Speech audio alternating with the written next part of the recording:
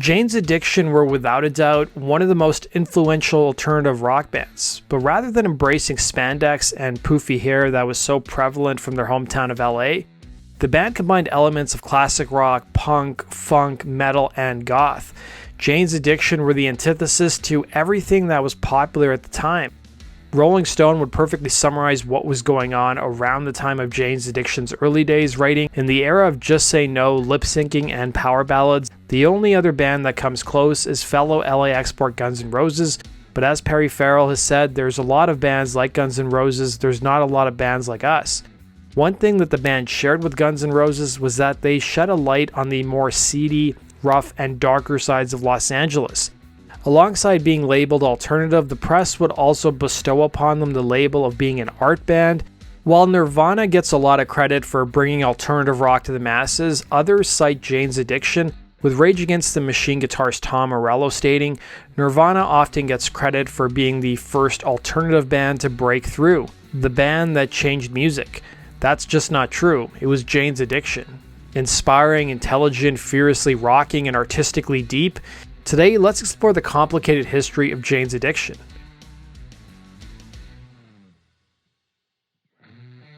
Jane's Addiction's most outspoken member and central focus has always been frontman Perry Farrell. Confident, maybe arrogant to some, provocative, flamboyant, and driven, the frontman would be born Perry Bernstein in Queens, New York. He lived in the Diamond District, and his father would be a jeweler. Perry would frequently take along with his dad, telling Rolling Stone, "All the yentas would buy jewelry off me. They couldn't say no because I was so adorable in my Beatles haircut and Beatles suit." His mother, an artist, would take her own life when Perry was just 4, and she would be forever immortalized in Jane's Addiction songs. By the time his mother would pass, Perry's father was having an extramarital affair with a woman who would eventually become his stepmother. It wasn't too long after his mother passed that the family relocated to Long Island, and during his teenage years headed south to Miami. But life in Miami saw Perry more preoccupied with surfing and swimming than school, with him telling Rolling Stone, "I like things that are esoteric and strange, and school is not full of esoteric and strange things." In an era of Just Say No, Perry's motto soon became, "Let's try it."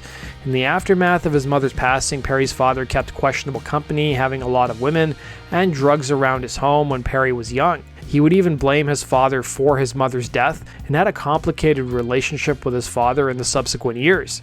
Perry would also have an older brother and sister, each of which influenced a young Perry with their own musical tastes.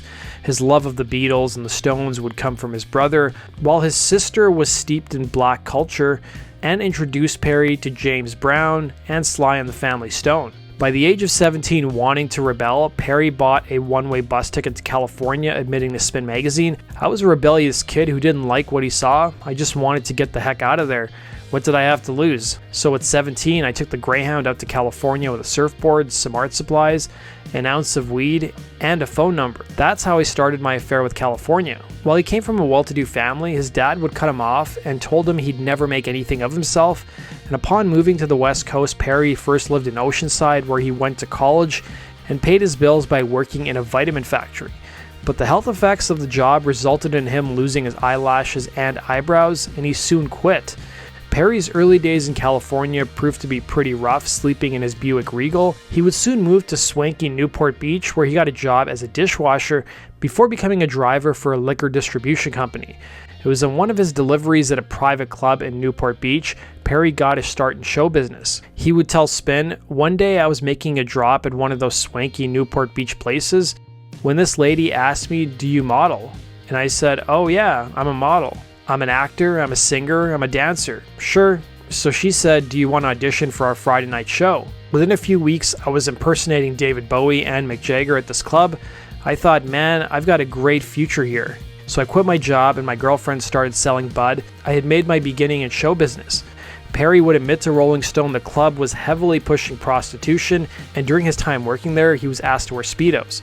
Perry would soon spend his days in his basement apartment with a newly purchased PA and headphones, coming up with demos, but by the singer's own admission, the demos were pretty terrible.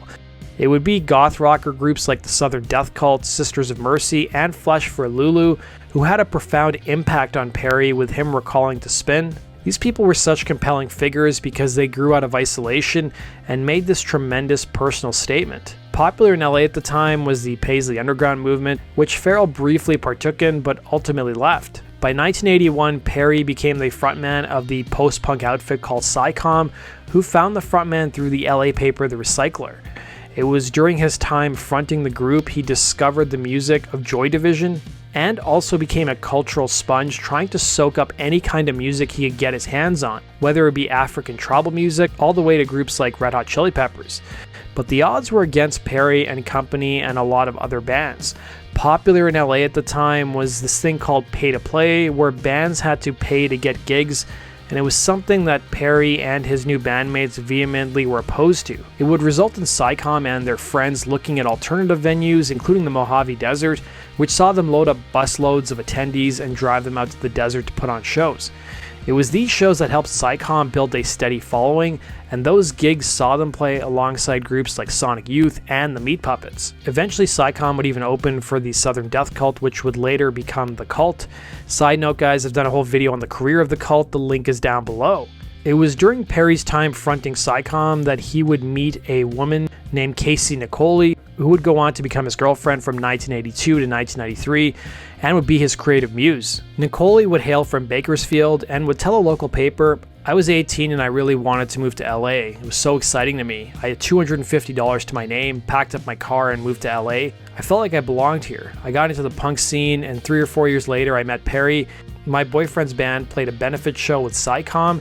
I just showed up and I was immediately mesmerized. I fell in love. I wanted to have his babies, and I just couldn't stop talking about him. I was obsessed at that point." Perry would recall his impression of Nicoli telling Spin, "I thought Casey was a stunner the first time I saw her. She was like a punk Elizabeth Taylor. She stopped the show, she wore dresses and heels, her hair was all chopped and dyed black." Nicoli's relationship with Perry would have a profound impact on Jane's Addiction's visual aesthetics, and she would be forever immortalized on the album covers of both Nothing Shocking and their follow-up Ritual de lo Habitual. By 1985, Perry was bored with Psycom, wanting to do something more grandiose, harder rocking, and have more creative control, telling Spin, "One day I just got this feeling that I'm going to outgrow my circumstances. Like, I think I'm going to make it, but I had to get another band going. One that was happy, outrageous, and wild. I wanted to be able to sing truthfully. I didn't want to have to fake being in a bad mood. That's when I left Psycom and started Jane's Addiction." It was at this point in time that Perry changed his name, taking his brother's first name as his last name, and became Perry Farrell, a play on the word peripheral. Soon enough, Perry met bassist Eric Avery through a mutual friend, and Avery knew of Psycom, but he didn't really think very highly of the group and was actually on the verge of quitting music altogether, but the pair soon started jamming, resulting in the tracks Mountain Song, Pigs in Zen, and Trip Away. An instrumental part of Jane's Addiction's history would be the Wilton House. Perry would tell Spin Magazine, "I found this place that had come to be known as the Wilton House. I told the landlord that I would love to put curtains here, do the walls a certain color. I got him to believe I was this quiet, shy, gay interior decorator who'd be no trouble. He ended up getting 12 musicians, photographers, artists, their girlfriends, dogs, snakes, loud music, and round-the-clock junkie shenanigans. Cops were crawling around the band rehearsals all the time," he would remember. Despite what seemed like crazy circumstances, Farrell would admit to Louder Sound it was one of the happiest times in his life living there. It would be one of the house's guests that gave Perry and Eric inspiration for their band's name. Avery originally lived at the Wilton House, but at one point moved out to go live with his parents. He knew a drug-addicted Arizona woman named Jane Bainter, who would end up taking his place at the house. Living under the same roof would be her boyfriend Sergio, who she had a tumultuous relationship with. Jane also seemed to bring unsavory characters into the house, including drug dealers and thieves, making the situation at the house only more volatile. When things would go wrong at the house, it would be blamed on Jane's Addiction, and hence the group's name was born. Jane Bainter, for her part, wasn't enthusiastic about the name, telling the LA Times, "I thought it was sort of a lackluster name. I didn't take it as a tribute at all."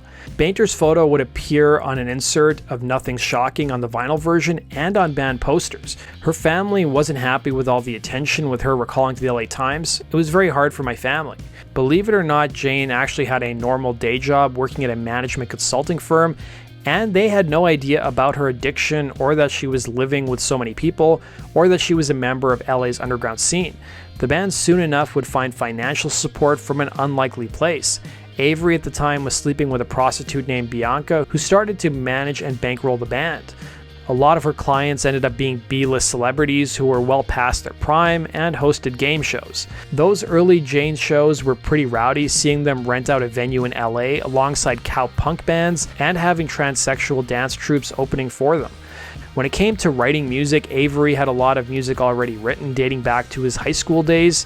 Press interviews tended to paint Avery as the most cultured out of all the members, and maybe he can chalk that up to his father Brian Avery, who appeared in the film The Graduate. He would admit to Rolling Stone, "Back in high school, art was kind of my secret shame. I was trying to be a tough guy on the outside, wearing leather and a baseball hat flipped up, carrying Herman Hesse under my arm." Avery wouldn't graduate from high school and would get used to becoming a loner, spending a lot of time with his dad on the road while his father worked. His dad would end up having a guitar but didn't know how to play it, and soon enough Avery taught himself guitar, before he switched to drums and eventually found his way to bass. Avery soon gravitated towards groups like Flipper and became really steeped in playing melodic grooves, but he wasn't able to really formulate them into an entire song, and that's where him and Perry really bonded, because Perry was able to pick out the best grooves. Dave Navarro, for his part, like Avery, was a high school dropout, but had a similar childhood to Perry. Navarro's parents would split up when he was just a toddler, and his mother would work as a model and even appeared on the program The Price is Right. She would end up dating a bodybuilder for several years. When Dave was just 15 years old, his mother would be killed along with his aunt by her ex-boyfriend. I've done a whole story on this topic, the link is down below. Navarro soon became steeped in drugs and music as a way to cope with the pain, and it was in his high school years attending Notre Dame High. He joined the marching band where he met Stephen Perkins. The pair, both being metal fans, started a speed metal band in the 9th grade called Disaster and played some local clubs. Navarro would tell Rolling Stone about their musical relationship, "We almost know what we're going to do before the other one does it." Perkins would end up dating Avery's sister, who suggested that the pair check out her brother's band. Dave Navarro would recall seeing Jane's Addiction for the first time, telling Spin, "Perkins and I were in a band called Disaster and we were fresh out of high school, playing our heavy metal rock. One night we went to see Jane's Addiction and we just loved it. They had the energy and the power that we loved about metal with a total abandon that we didn't have any experience with." At this point, Avery's friend Chris Brinkman was playing guitar for Jane's Addiction, and he famously wore jockey shorts on stage. Brinkman, for his part, came from a show business family, but would eventually die due to a drug overdose. Apart from Brinkman, Jane's Addiction by this point in time were already dealing with drug dependency and couldn't find a reliable drummer. On the advice of Avery's sister, she suggested her boyfriend Perkins audition. They clicked right away, and Perkins even recommended they add Dave Navarro to the group, and thus the classic lineup of Jane's Addiction would be born. It was now 1986, and Navarro would summarize the 4 styles the members brought to the group, telling Spin, "Perry had a whole freakish look of his own, like some skinny bugged-out goth surfer in makeup with flailing dreadlocks. Eric was more traditional, punk rock, and Steven had this crazy Afro hair thing. I was kind of a hippie kid, a little 60s influenced Dreadhead gone heavy metal, but you throw us together and it was a patchwork quilt. It doesn't look like it makes sense, but it keeps you warm." The band, for their part, didn't really have a formula to writing songs at this point in time, or even for the rest of their career, with Navarro telling Billboard, "Eric would sometimes have a bass line and we'd write off that. Perry would sometimes have a weird guitar part and we write off that. Sometimes Perry would just have lyrics and we'd have to come up with something based on that. There would be times when Steven was setting up his drums and we'd be playing something and we'd go, wow, what is that? And there were times when I was tuning up and just kind of playing random chords and somebody in the room would say, 'What are those chords?' And I would say, 'I don't really know,' and I'd have to spend a half an hour trying to remember them." It was Monday through Friday that the band continued to rehearse at the infamous Wilton House in the garage out back.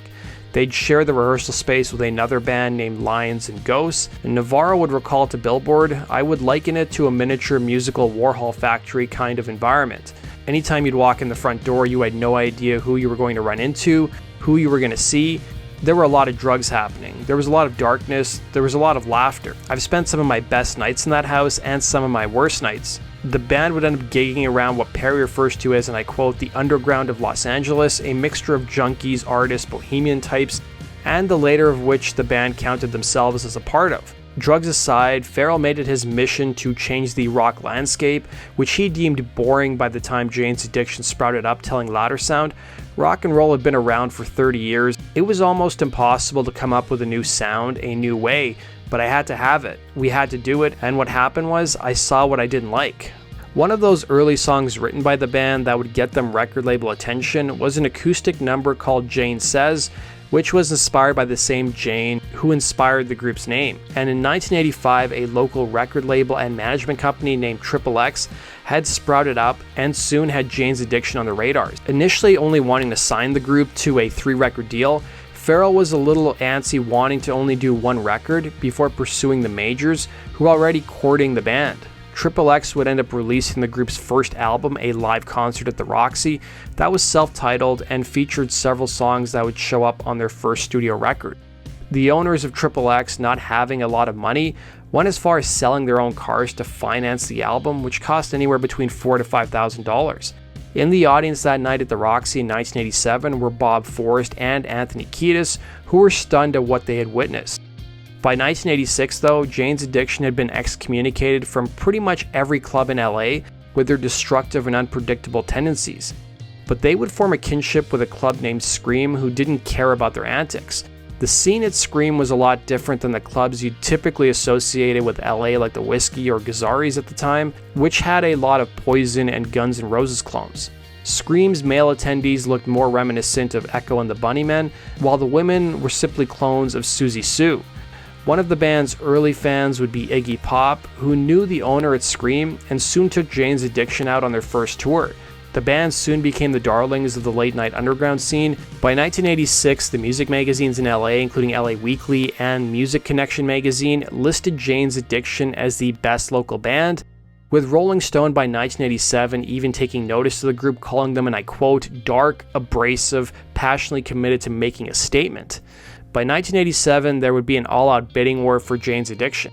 Despite entertaining free lunches and dinners from other labels, the band had their mind set on signing with Warner Brothers from the start because they offered the band 100% creative freedom, and they didn't feel as corporate as some of the other labels, and they even offered the group a whopping $300,000 advance, an amount that was almost unheard of at the time. Despite all the hype though, the band had their fair share of skeptics, including their own hometown paper, the LA Times. In October of '87, the LA Times would publish a story titled Jane's Addiction's Big Trip, where they wrote, and I quote, being the most talked about band in Los Angeles is not exactly a solid foundation from which to launch a career. After all, a legacy marked by the rags to riches to rags stories of such bands as The Knack and The Unforgiven, already dropped by Elektra after one flop album, hardly inspire confidence. So it's understandable that some people aren't really taking Jane's Addiction too seriously at this stage. But the band's label would tell the Times that Jane's Addiction would attract fans of different genres, including punk and heavy metal, claiming they would have the same audience as the British group The Cult. Warner Brothers was so confident of Jane's Addiction's success that they even allowed Perry Farrell to co-produce the album. The band wanted to work with producer Dave Jordan on their first studio record due to his work on the Brian Eno, David Byrne album My Life in the Bush of Ghosts. Jordan would recall to Billboard the first time he saw Jane's Addiction, revealing, I was working with a band and they played at the University of San Diego, and I drove down there to see them play. And then coming back, I had a note from my manager saying, by the way, Jane's Addiction is playing tonight at Scream. So 3 o'clock in the morning, driving back from San Diego, I stopped by to see what's going on. There was a line of like 3,000 kids around the block at 3 in the morning just to see the band. I sat in the back with a sound guy and they came on and blew me away. The hairs were standing up on the back of my neck. There was one other concert in my whole life that did that, and that was Jimi Hendrix at the Hollywood Bowl in 1968. Farrell would make it clear to the LA Times in 1987 that he didn't read any of the press about the band and urged music fans not to listen to what others were saying about the group and for them to decide for themselves. He would tell the paper, what we're going to do is blow people away. When we get out there, we're going to do things that no one else has ever done. Musically, we're already light years ahead. It was in the same interview he'd take shots at cultural icons, including the Sex Pistols, who he called a fashion brand, while claiming Madonna, and I quote, had nothing to say, and even slammed the Beastie Boys, going as far as calling them boring, and adding, name something degrading and I've done it, referring to the years after he left home. It was in the same interview with the LA Times that his bandmates also claimed they didn't fully understand what his lyrics were always about. Prior to entering the studio to record what would be their first album for Warner Brothers, the band had 18 songs. Jordan would help them choose the songs that would make up Nothing Shocking, with the remainder appearing on their follow-up. Jordan's goal from the start was to capture the band's live sound, but from the start of the recording sessions, tensions were brewing in the band between Perry Farrell and Eric Avery. The tensions seemed to stem from a drunken night in which Avery made a pass at Farrell's girlfriend, and Avery would tell Spin, "Our relationship deteriorated into an unspoken standoff. It was kind of like the Cold War, where both sides knew that all-out war would be devastating. It created this weird detente, this non-verbalized agreement not to escalate. So we never did. It's surprising with all of the out-of-controlness that he and I never got physical with each other. We didn't even yell.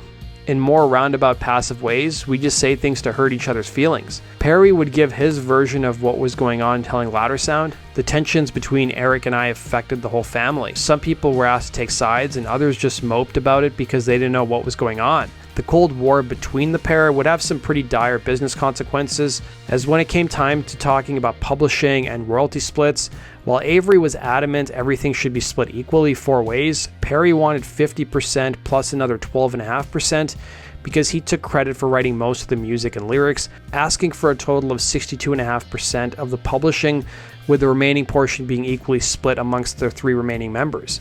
It resulted in the band breaking up for a day while they were in the studio, but somehow they managed to keep it going at the insistence of their record label.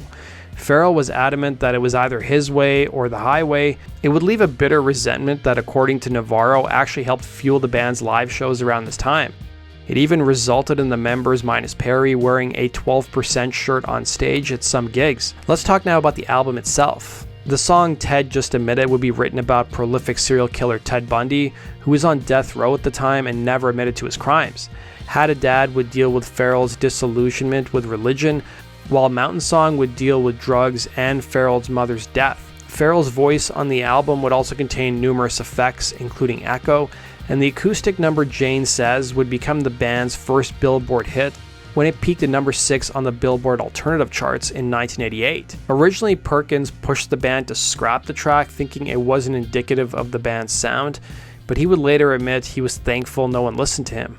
Navarro would tell Billboard about the album, saying, "You can hear us fighting against each other in the music. You can hear different sensibilities clashing at times, and I feel like you can hear almost disconnectedness becoming connected because of all that tension." Upon completing their first studio album, Jordan would receive a frantic phone call from the folks at Warner, who were worried that the album sounded nothing like what was popular at the time, which included groups like Guns N' Roses. Keep in mind, this was before the label actually saw the album cover. The album cover, which featured a sculpture Perry made, showed naked conjoined twins on fire, which were modeled after his girlfriend.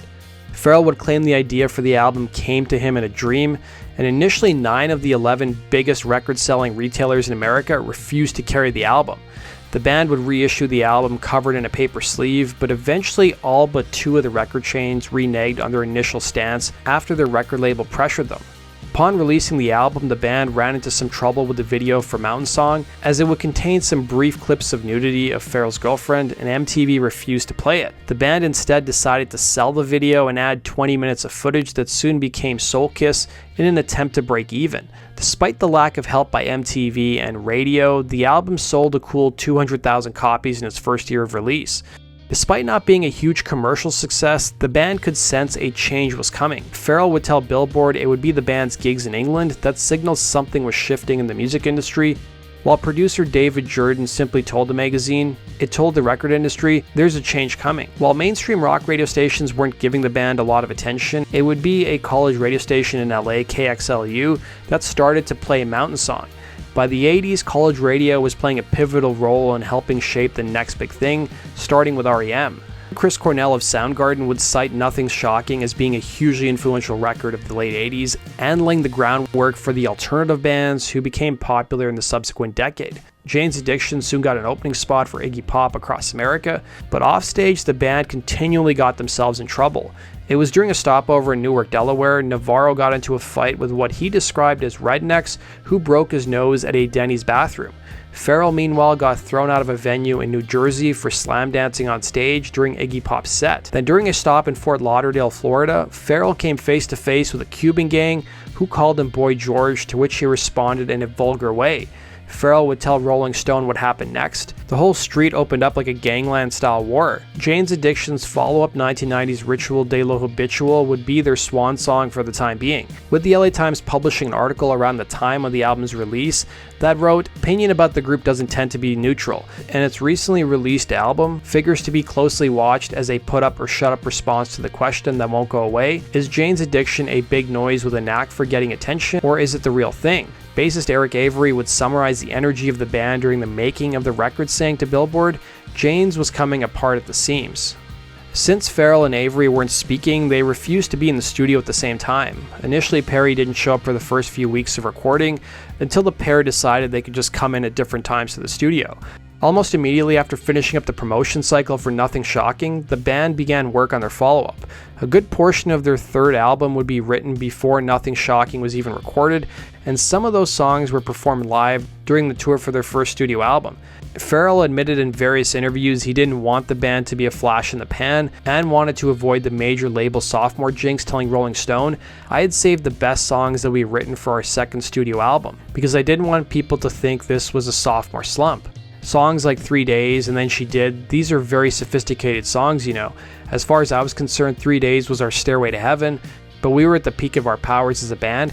The band would commandeer North Hollywood's Track Recorder Studios, and producer Dave Jordan would return once again. While Jane's Addiction was ambitious, they soon hit a wall after recording a handful of songs. The drugs were getting in the way of working on the album, and it wasn't uncommon for the band members to nod off during the sessions. The band members would then agree in principle of taking a few weeks off for them to kick their own drug habits, but the break did little to curb their appetite for hard drugs, with Perkins telling Billboard, "I don't think we really got there, so we just went back in." And the problems would continue, as did Farrell's domineering style.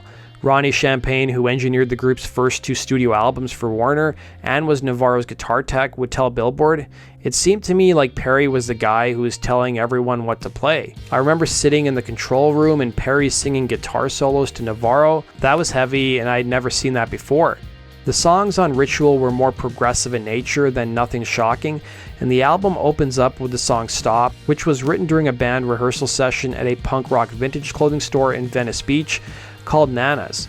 Opening with a narration by a woman that Farrell met in rehab, who he referred to as the Spanish Marilyn Monroe, the song would be inspired by an early 80s documentary that discussed mankind's impact on the planet, while the track No One's Leaving and Then She Did, and of course, would be tributes to Farrell's family. No One's Leaving was written about the frontman's sister, who was steeped in black culture and eventually disowned by her parents for being in an interracial relationship and having a child, while Then She Did was written about Farrell's mother and his one-time love interest Zeola Blue, who shared similarities with Perry's mother. Then you had obscenity laws that landed some retailers across the country in trouble, which foreshadowed what would happen with the album cover.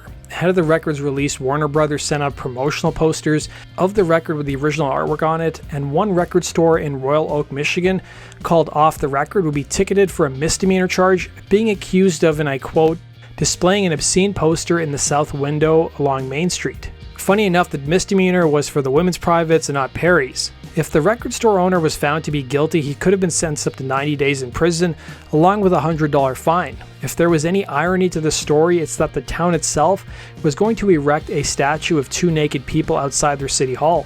Warner Brothers offered to cover the court costs for the record store owner, and the ACLU, or the American Civil Liberties Union, joined the fight. Soon enough, other record stores were dealing with similar charges, resulting obviously in nervous retailers who were having second thoughts about carrying Jane's Addiction's new album. It was at this time that Perry reconsidered his stance on the album cover. The label agreed to print the original jacket while also having Perry work on a second design they'd also release. Perry would come up with a second design having the album in a simple white wrapping with the First Amendment on it, and the band's label claimed that within the first few weeks of the album coming out, the cover with the original artwork was being bought at a rate of 3-to-1.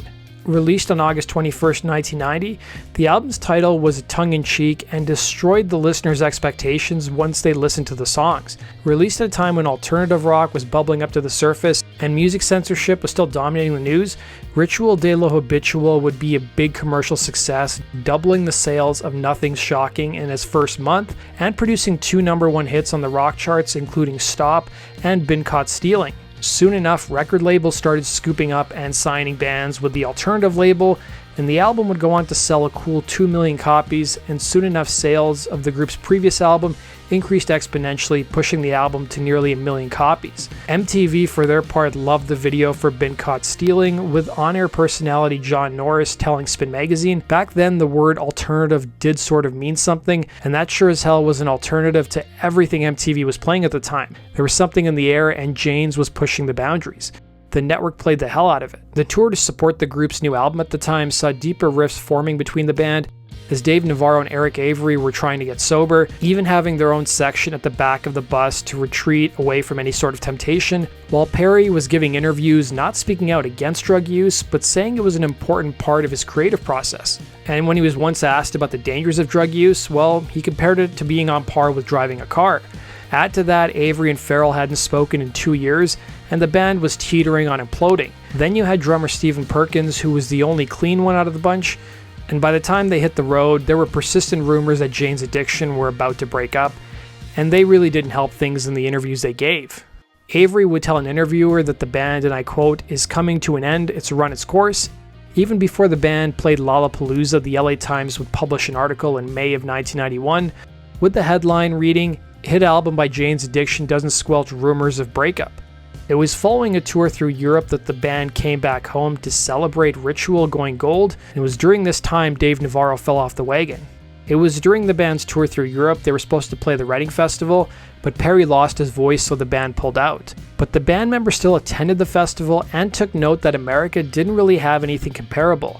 The brainchild of Perry Farrell, its drummer Stephen Perkins, Mark Geiger, and Don Muller, who were from Triad Artists, the band's booking agency, would come up with an idea of a traveling alternative tour which would have its inaugural year in 1991 and also serve as Jane's Addiction's farewell. It would be known as Lollapalooza. But one thing that was often overlooked at the time was that Lollapalooza would be a shot in the arm for a struggling music industry thanks to the economic recession at the time, as MTV reported here. Plenty of bands went out on tour this year, but not a lot of people came to see them. Ticket sales plummeted at least 25% this summer, the season in which concert promoters traditionally do most of their business. A lot of them blame the recession. Everybody that is alive in the United States of America is feeling the bite of the recession. The rumors of their breakup and the success of their second studio album spurred interest in the band as ticket sales for Jane's Addiction shows increased 500% over their previous tours, according to the LA Times. However, the band's Lollapalooza stop in Chandler, Arizona saw Farrell and Navarro come to blows during the show. The band would play their final show together for the time being in Hawaii as part of Lollapalooza. Avery would be the first member to split, revealing, "I was so fed up, I finally decided to split. I really didn't have any feeling for it anymore. I just felt so uncomfortable being so unliked. I'd watched something that was really close to my heart grow in this machine that was created by Perry and the record company. So I said, Dave, I'm splitting," and he went, "Oh, okay, cool, me too." Perry and Perkins, meanwhile, would form the outfit Porno for Pyros, while Navarro and Avery formed the group Deconstruction before Navarro became the guitarist for the Red Hot Chili Peppers. Avery would go on to form the band Polar Bear, and the record label tried to spin the breakup by saying that the band was merely on hiatus and would reunite at some point in time. Perry would tell the alternative press his version of why he wanted the band to end, saying, "Well, there was a couple of reasons. I decided to stop working on that project. One of them was that we didn't get along. That's the main element of why I was unhappy. I believe that if people don't like each other, they're not going to make good music. It's the same for a band as for an army. If there's dissension in the ranks, you're going to have a problem when it comes time for a battle. Even when we agree with each other, we fight." However, 6 years after imploding, Jane's Addiction would be back together, suffering what Farrell recalled a relapse. In 1996, the cards started getting in place for a reunion involving 3/4 of the band. It would be a 6-month interaction between Dave Navarro, Flea of the Chili Peppers, and Stephen Perkins and Perry Farrell that led to them reuniting. The catalyst would be Pyro's guitarist Peter DiStefano, who was diagnosed with testicular cancer at the time, resulting in Navarro helping the band out on the song Heart Charger for the Howard Stern Private Parts soundtrack. It led to the musicians doing a live performance of Mountain Song at the film's premiere, and it eventually led to the group playing several more Jane's Addiction songs at subsequent Porno for Pyro shows. The timing for the members to reconnect seemed perfect, given that Chili Peppers drummer Chad Smith and frontman Anthony Kiedis were also recovering from injuries at the time. So why did Perry not call it a reunion and instead call it a relapse? Well, bassist Eric Avery wouldn't be part of the reunion in 1997, and the band was also writing new material. Avery at the time would speak out to the alternative press about him not being involved, saying, "Some people think I hate Perry. I don't, not really. I resent certain things about him. When the two of us co-founded the band, it was a creative democracy. We were just a bunch of kids having fun. But Perry's sort of a one-man, three-ring circus. He has to be the center of attention, and it's hard for him to deal with other people in true partnership. Toward the end, the band sort of became a cult of personality around him, and I wasn't in the picture anymore. I wasn't getting credit for the music. But that was livable.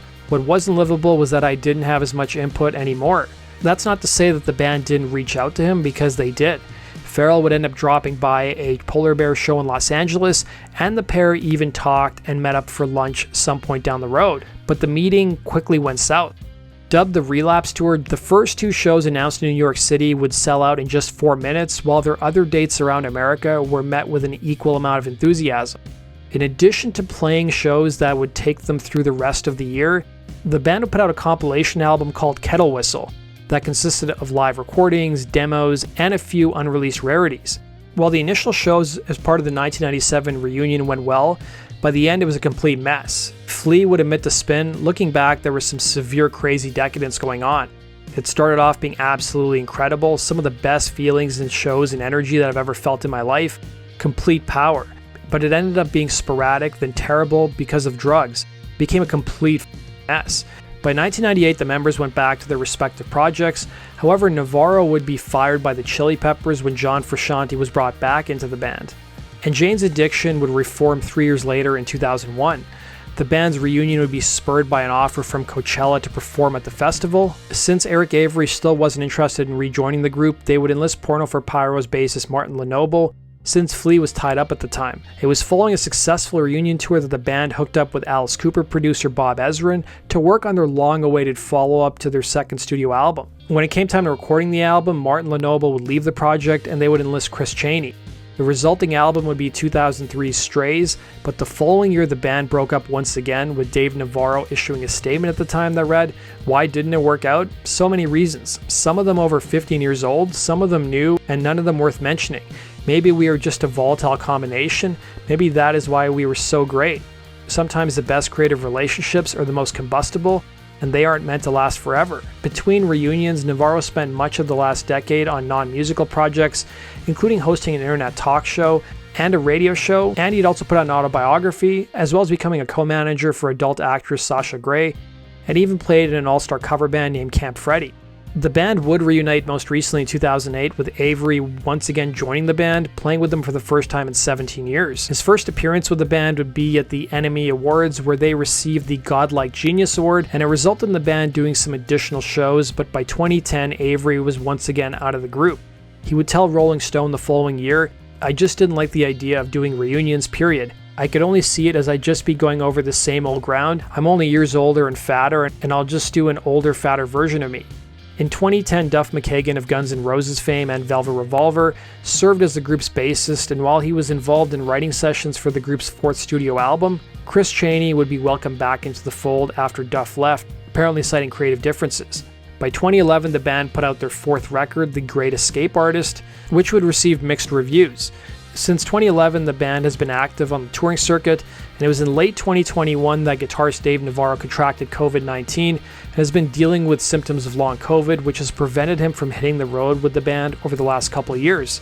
Standing in for Navarro has been guitarist Josh Klinghoffer, who most famously played with the Red Hot Chili Peppers. 2022 also saw the return of bassist Eric Avery, who stepped away from the band for the last 12 years. The band is said to be working on a new album due out for release sometime in 2024, and the Rock and Roll Hall of Fame nominated Jane's Addiction in 2016, but they didn't make the cut. You might be wondering what happened to Jane Bainter and Casey Nicole. Well, Farrell and Nicole would break up in 1993, with Farrell blaming drugs for their relationship's demise and the fact that she was becoming too involved in his career. Nicole, for her part, claimed it ran deeper than drugs. Perry would end up marrying Eddie Lau, a professional dancer and singer, and Nicole, who hails from Bakersfield, talked to a local paper in 2012 and discussed what she was up to. She now lives a quiet life in Los Angeles and is a working mother who hasn't talked to Perry since they broke up. She would admit that she ran into Dave Navarro at one of his book signings, and she would go on to tell the paper, "Perry's got a new life in a relationship where he really honors his wife. I respect that. I don't try to contact him and leave him alone. I wish I could just be a face in the crowd and be like everyone else, maybe one day." She would admit in one interview that she was contemplating writing a book about her life. As for Jane Bainter, she hasn't given many interviews either. Her most recent interviews I was able to find came from 2001 when she spoke to the LA Times about where she was now in her life. At the time, she was living in Los Angeles, she was no longer in contact with Perry Farrell, and she would go on to say that the song Jane Says painted a much darker picture of her life, with her telling the Times, "The story of Jane has a happy ending." She would dispel one myth about the song was that she wasn't a prostitute. It was soon after Jane's addiction had some success she lost touch with the band, and she moved on in her career working at Atlantic Records before getting a job at the University of California as a student advisor. She would also admit that she got clean sometime in the early 90s, and by 2001 she was divorced and between jobs. As for Spain, she would admit that she finally made it to the country. That does it for today's video, guys. Thanks for watching. Be sure to like button and subscribe. We'll see you again in Rock and Roll True Stories.